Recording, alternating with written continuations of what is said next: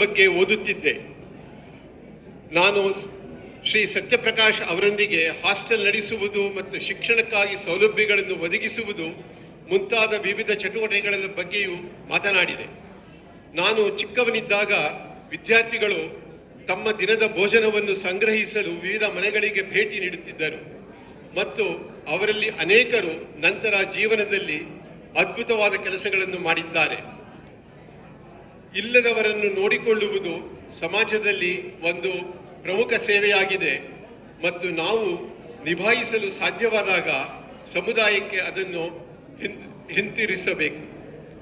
ನನ್ನ ಸ್ವಂತ ಕ್ಷೇತ್ರ ವಿಜ್ಞಾನ ಶಿಕ್ಷಣ ಮತ್ತು ಸಂಶೋಧನೆ, ವಿಶೇಷವಾಗಿ ರಸಾಯನಶಾಸ್ತ್ರ ಮತ್ತು ಜೀವನಶಾಸ್ತ್ರದ ಇಂಟರ್ಫೇಸ್ನಲ್ಲಿ ನಾನು ಕೆಲಸ ಮಾಡುತ್ತೇನೆ.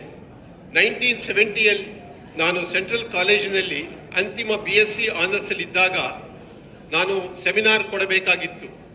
ಆವಾಗ ನಾನು DNA ಬಗ್ಗೆ ಆಕರ್ಷಿತನಾದೆ. ನಂತರ ಜೀವನದಲ್ಲಿ ಈ ವಿಷಯದಲ್ಲಿ ಸಂಶೋಧನೆ ನಡೆಸುತ್ತೇನೆಂದು ಆ ಸಮಯದಲ್ಲಿ ನನಗೆ ತಿಳಿದಿರಲಿಲ್ಲ. ನಾವು ಏನೇ ಮಾಡಿದರೂ ನಮ್ಮ ಜೀವನದಲ್ಲಿ ನಮಗೆ ಸ್ಫೂರ್ತಿ ನೀಡುವ ಶಿಕ್ಷಕ ಯಾವಾಗಲೂ ಇರುತ್ತಾರೆ.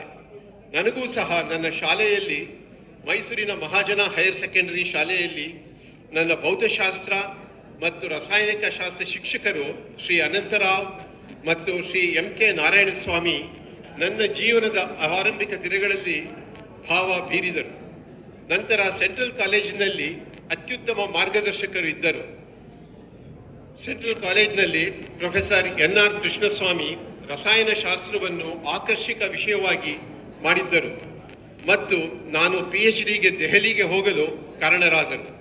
ಅಂಥ ಶಿಕ್ಷಕರು ಸ್ವತಃ ಉತ್ತಮ ಸಂಶೋಧಕರಲ್ಲದಿರಬಹುದು, ಆದರೆ ಸಾಮರ್ಥ್ಯ ಮತ್ತು ಮಿತಿಗಳ ಆಧಾರದ ಮೇಲೆ ಪ್ರತಿ ವಿದ್ಯಾರ್ಥಿಗೆ ಅನುಗುಣವಾಗಿ ಅವರು ಮಾರ್ಗದರ್ಶನ ನೀಡುತ್ತಾರೆ.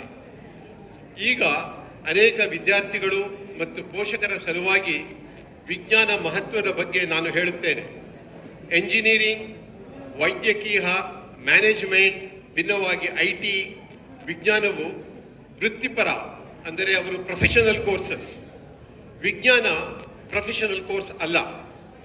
ಇಂದಿನ ಪ್ರತಿಯೊಂದು ತಂತ್ರಜ್ಞಾನದ ಹಿಂದೆ technology, every technology has science background. ಪ್ರತಿ ತಂತ್ರಜ್ಞಾನದ ಹಿಂದೆ ವಿಜ್ಞಾನ ಖಂಡಿತವಾಗಿ ಇದೆ.